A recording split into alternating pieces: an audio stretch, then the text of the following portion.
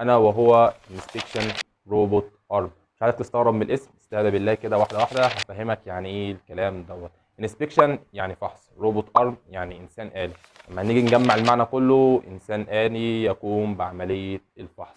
طب يعني ايه انسبكشن روبوت ارم، واصلا فيما يستخدم؟